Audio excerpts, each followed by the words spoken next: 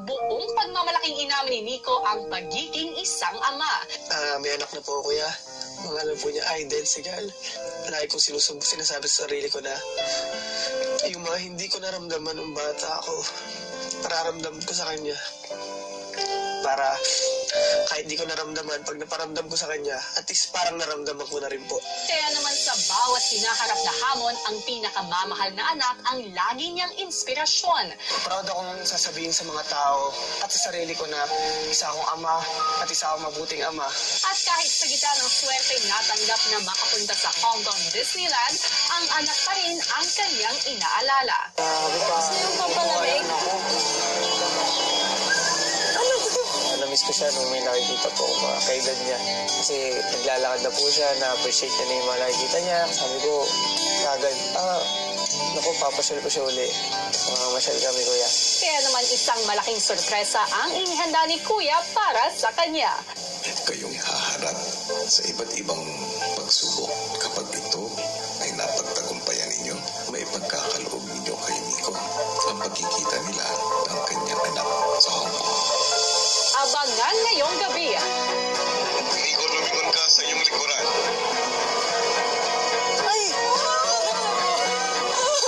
Isang gabi na puno ng puso at saya. Dito lang sa PBB Lucky Season 7 Dream Team. Ang mga naiwan sa bahay na housemates, patuloy na dinaan sa biro ang pagkainggit sa mga kasamang nasa Hong Kong. Dati ba may ganyan ba sa Disneyland? Wala. Ginagawa natin yung passion natin. Ano ba nagpupunta sila doon ng business class?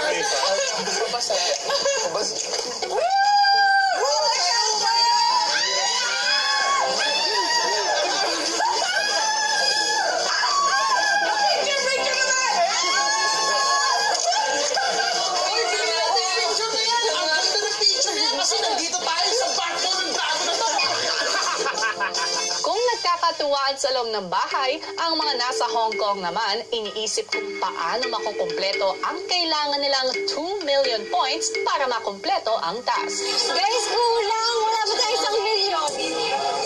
Isa pa.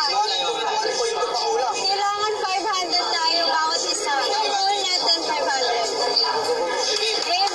Sige, game. 3, 2, 1. Dream Team Kaya! Check the status board to determine your rank. And don't forget to holster those blasters.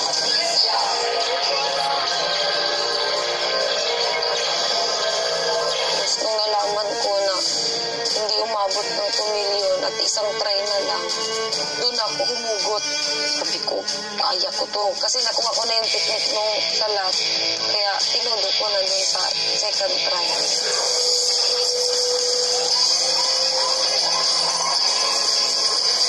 After po a while, nasasanay naman po. Nalalaman mo na po kung paano.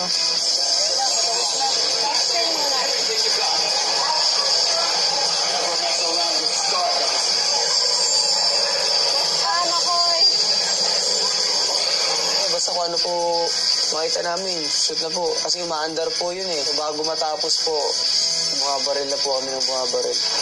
Wait!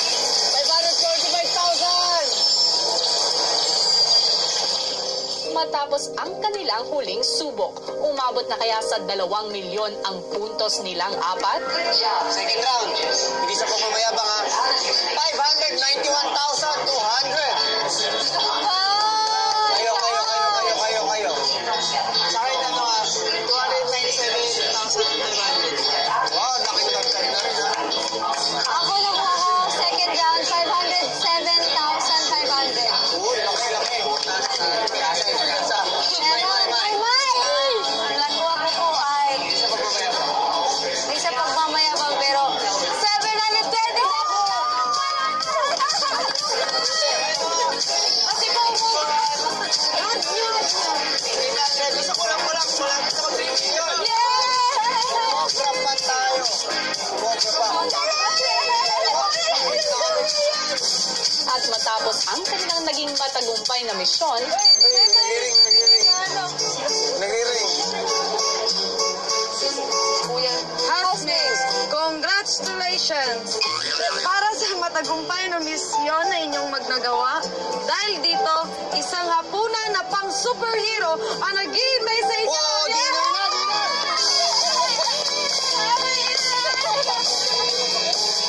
Tara. Pakahanapin na lang natin. Tara. Paano na rin po ito?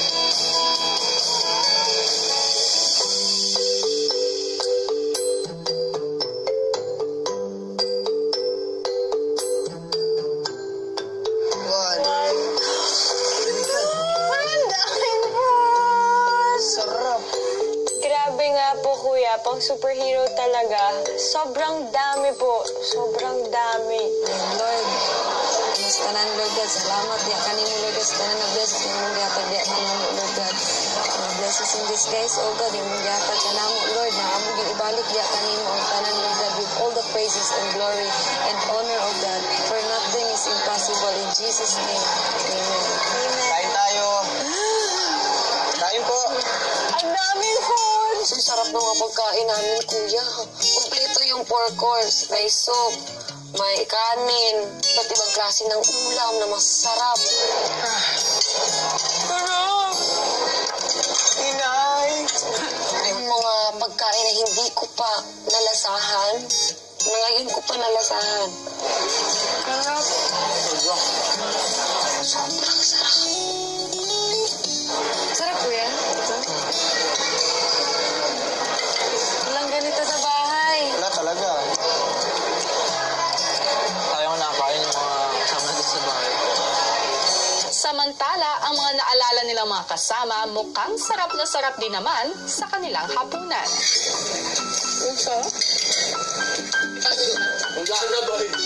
Si Nonong naalala rin ng kanyang anak-anakan na si Maymay. Puro nga, nang nakita niya yung miss naman.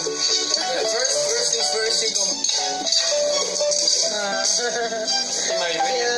Oo, si Maymay. Oo, she will turn around, squat, go back up. Bakit nasa tayo kami nung... Ikaw talaga, Edward. Kabisado mo na talaga si Maymay. Samantala, sa Hong Kong, pagkatapos ng masaganang hapunan, oras naman para sa masasarap na dessert. Pero after po namin kumain, meron pa pong dessert tray. Strawberry, kuya. Kakatay na tayo bukas. Ito ang Pinakamasarap. Ako din ito. 2 points po kay Ivan. Matapos kumain, nagpunta na ang housemates sa kanilang hotel.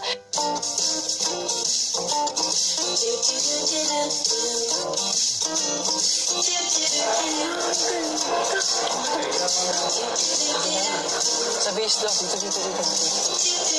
Nasa left na dapat yung base. Ang ganda. Makoy, totoong bulaklak ko. Ito. Dito ako mag-propose, Makoy. No? Dito ako mag-propose. Ganda. Practice nga, oh. O, natakalit, nakatalikod na. Ayun na. Uy.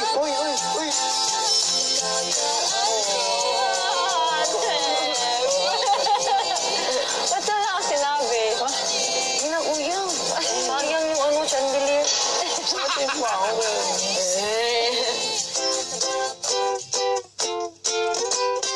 Bago tuluyang magpahinga sa kanya-kanyang kwarto, nagkwentuhan muna ang apat tungkol sa kanilang masayang araw.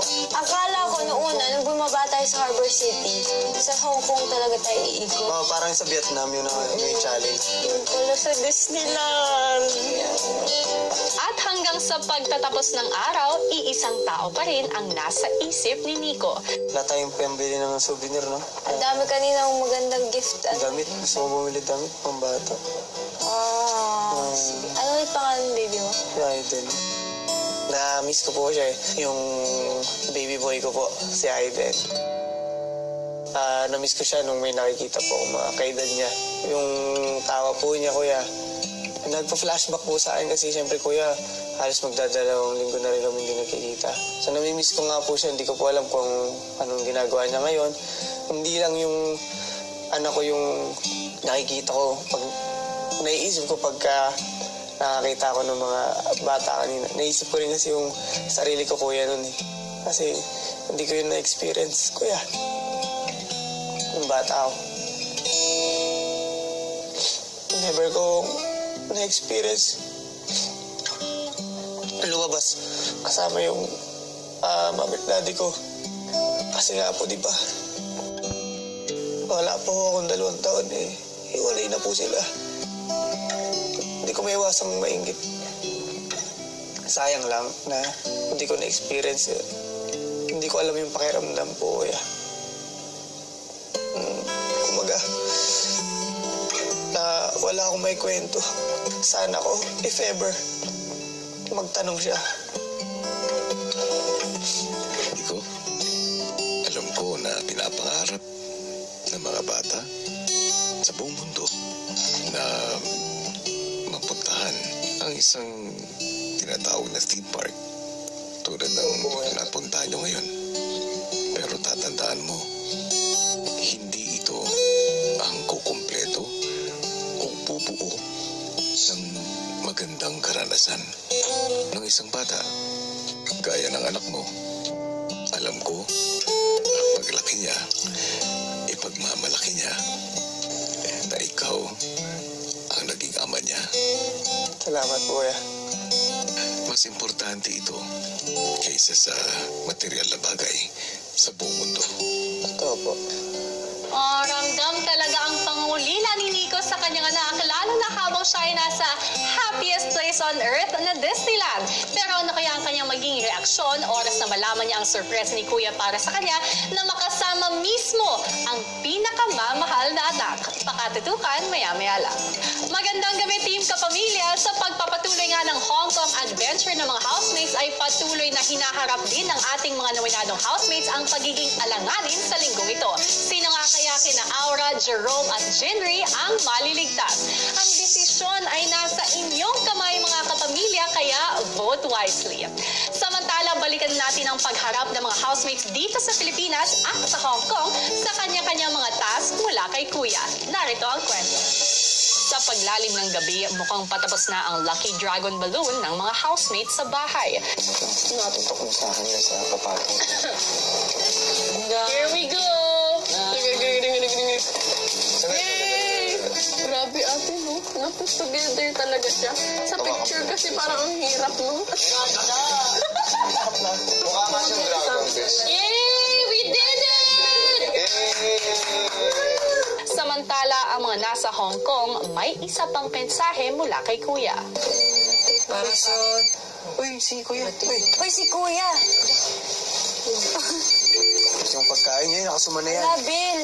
Wala. Sino to? Ano yan? Sino yan? Kuya Rongsen. Rongsen? Ano ba ka-artista dito, ate? Sino kaya to? Housemates, ang litratong inyong nakita isang Pilipino dito sa Hong Kong sa inyong makikilala bukas. May kinalaman siya sa inyong susunod na gagawing task bukas ng umaga. Sabi sa inyo eh. Matapos makuha ang huling mensahe ni Kuya, nagpahinga na sa kanya-kanyang kwarto ang apat. Bakit?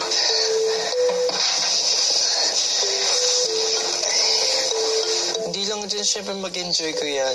Ginagawa ko rin po ito, di ba ako para po sa katuinuan ko po kay Nico. Yeah, man. Solo ah. Nakita namin yung pagmamahal niya talaga ng sobra sa anak niya. Kaya gagawin namin lahat. Magkita lang silang dalawa.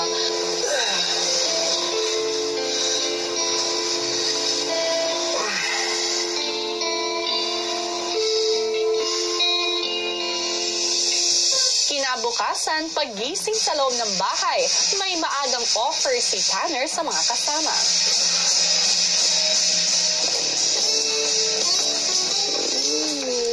So you guys want banana pancakes? Any of you guys want banana pancakes? Yeah. At nagsimula na ito sa paghanda ng kanyang signature banana pancake.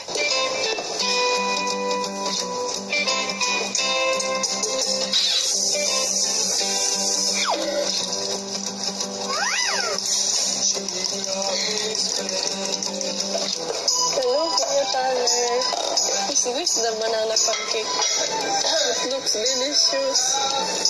Smells great. Kisses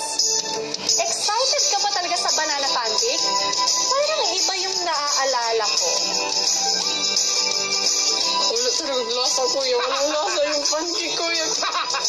Samantala, sa Hong Kong, maaga namang haharap ang 4 na housemates sa isang bagong hamon.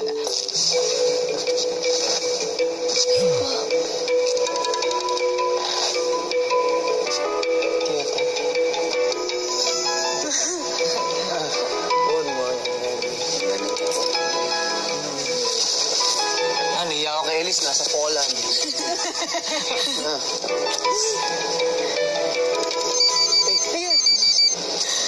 Good morning, housemates. Isang masayang araw ang muling naghihintay para sa inyo dahil itutuloy ninyo inyong adventure sa Hong Kong Disneyland. Yay! Kaya iandan nyo na ang inyong mga sarili para sa mas masaya at mas malalaking mga hamon. Sa ngayon, dumating na ang takdang panahon para makilala niyo ang kapamilya natin dito sa Hong Kong na nakita ninyo sa litrato. Good luck. Hanapin natin dito. Hi po! Hello! Kumusta po? May po. Elise po. Nice to meet you. So, I'm Clarice. I am the dance captain of Mickey and the Wondrous Book. Nandito kayo ngayon sa stage ng Mickey and the Wondrous Book of Hong Kong Disney. So, this theater houses 1,000 people every show. I have really exciting news for you, which is you're gonna be featured in our Grand Marshal. Question mark. Ang ibig sabihin, sasayaw kayo sa parade route ng Hong Kong Disneyland in front of 1,000 people.